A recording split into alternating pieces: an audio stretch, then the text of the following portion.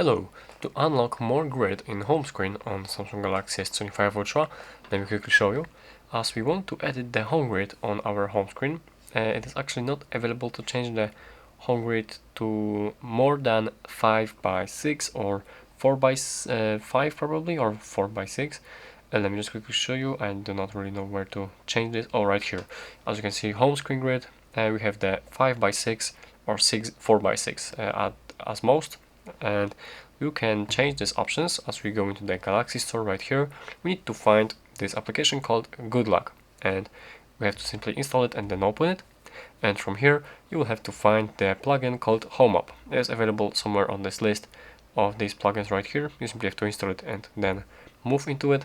Wait for this Home Up plugin to load, and from here you have to enable the Home Up itself with this switch and then enable the home screen with this switch. Then you can move into the home screen, and right here is the home screen grid.